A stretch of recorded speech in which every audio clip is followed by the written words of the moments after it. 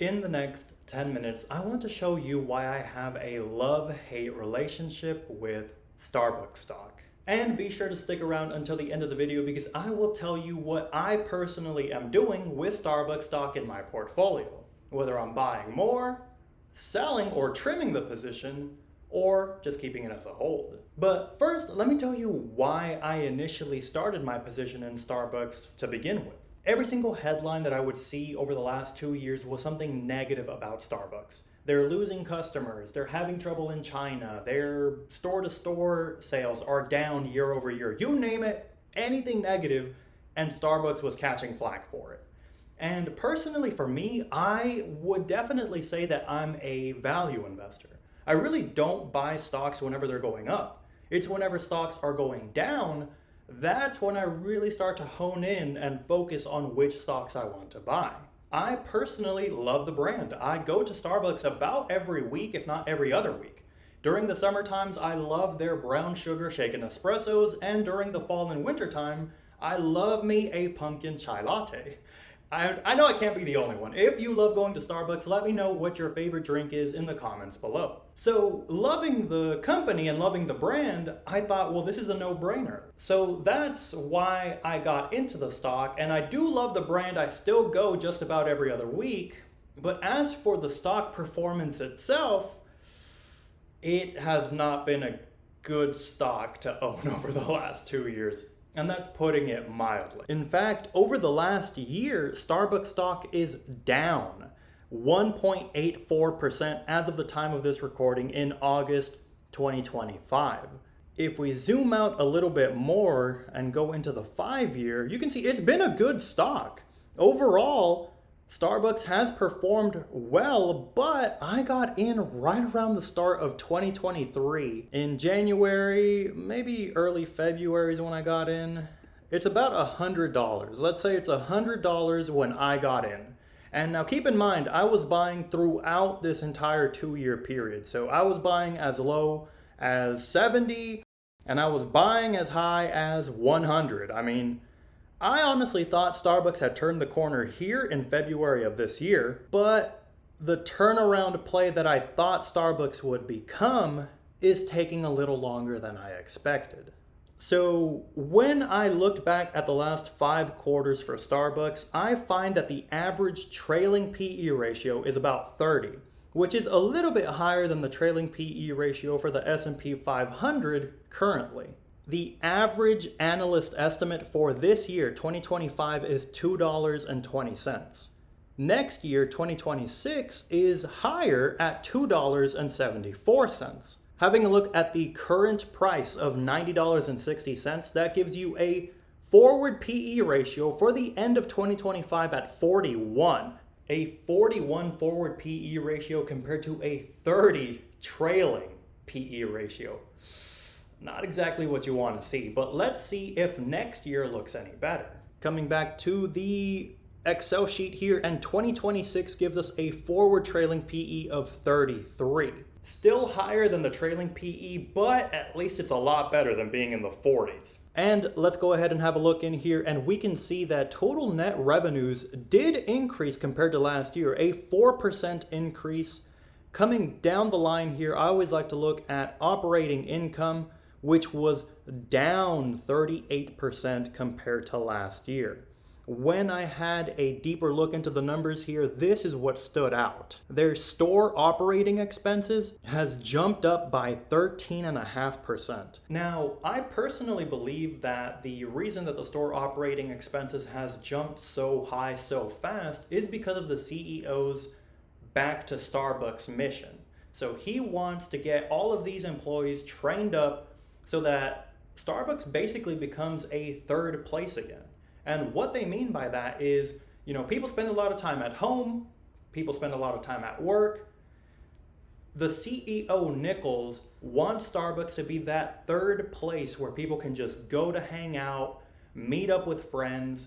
That is that third place concept. But training up these employees costs money, and that's where I think that 13.5% increase from last year is coming from. Training up these employees. I believe the CEO wants to have coffees ready to go for drive-through and in store in about 4 minutes. And I don't know about your personal Starbucks, but I know I have seen a dramatic improvement when it comes to drive-through time, at least in my personal Starbucks.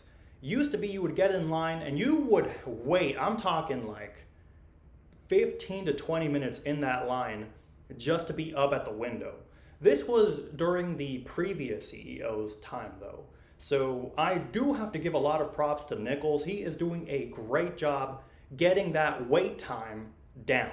And I, for one, love to see that wait time decrease. Coming back to the quarterly earnings though, we're going to continue moving down here. And as you can see, very concerning, net earnings are down 47% compared to last year. Coming back to the stock performance, you can see, given these results, why the stock has performed so poorly.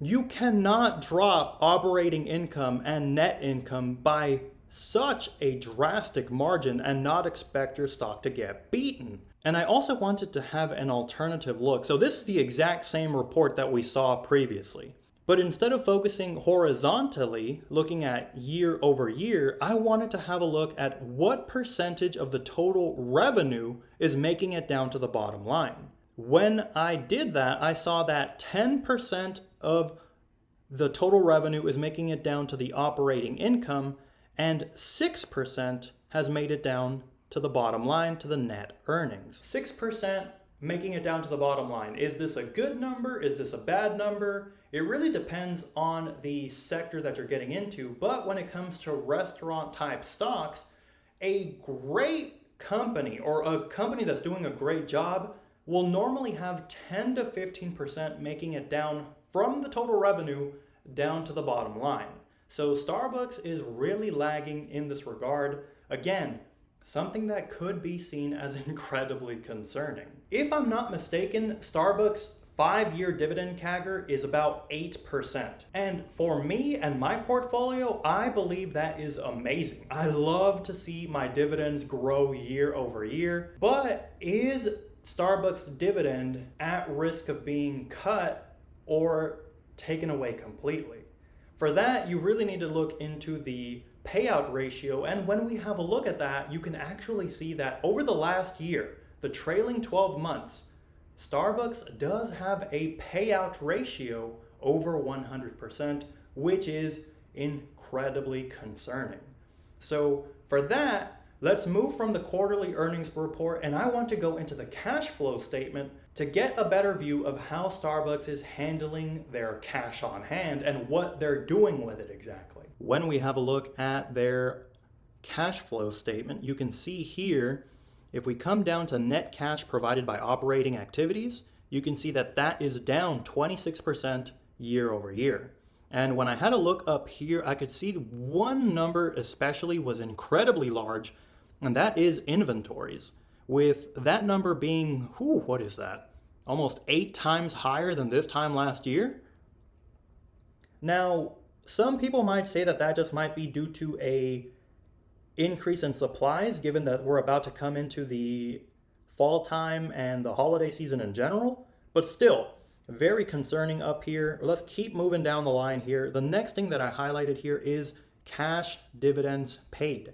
As you can see, that has increased 7% compared to this time last year. When we have a look at the end of period here, we can see that the cash amount jumped up 31%. We really want to make sure that that dividend is going to be sustainable, that they can pay that over time while growing it bit by bit. We do not want to get into a stock only for that dividend to get cut, because what happens to a dividend stock whenever they announce a cut or a removal of their dividend altogether? The stock tanks. We do not want that to happen, so something to keep in mind. But given this number, 31% increase in cash on hand, I would say that Starbucks is going to be okay, at least in the short term. I do want to keep an eye on it though over the next 3 to 4 years. So what exactly do I plan on doing with Starbucks stock in my portfolio? Well, do I plan on buying more since the stock is down? I really don't think I'm buying more at the moment. Given these alarming numbers, I do not like to see that only 6% of the total revenue is making it down to the bottom line. in this past quarter. I do not like that the payout ratio is over 100%. And I really bought the stock because, again, I am mostly a value investor. I like to get into stocks when I think the stock has been beaten and it's down, nobody believes it anymore, but the fundamentals are solid. Then the stock will recover and I'll ride that price all the way to the top. It's been over 2 years now though, and Starbucks has really not done much of anything. Now again, I am a long-term investor. I really don't like to get into stocks expecting to make moves in the next 3 months, 6 months, or even a year. Really, I personally like to hold stocks for 3 to 5 years before I start seeing what kind of return I've got on the stock. But we're about to hit that 3-year mark here with Starbucks, so I'm really doing a deep dive here, trying to figure out what I want to do with it. As for buying more, at this time, I don't think I will be doing that. So will I be selling the stock? I don't think I want to get rid of it though. I personally still love the brand. I believe in the turnaround. I believe in the new CEO Nichols' strategy for the future. And I do think that we're starting to see improvements, even though it's going to take some time to see those improvements in the numbers. So for now, Starbucks is a hold in my portfolio. I'm really interested to see how that dividend is going to do in this upcoming quarter, because usually in the fall time is when they announce if they're going to be increasing that dividend amount that is paid every quarter. So I am really anxious to see if that dividend amount is going to be increased, and if so, by how much. Will it stick to that 8% 5-year dividend CAGR, or will they increase it by a lower amount given that their earnings and their revenue has been lower than expected? Again, these are just my opinions, so don't make any financial decisions based on what some guy on the internet thinks. Make your own conclusions, do your own analysis, but I do want to know, if you own Starbucks stock, what are your opinions on how the stock has been performing over the last year or two? Do you plan on buying more if the stock were to tank from here? Let me know what you think of Starbucks stock in the comments below.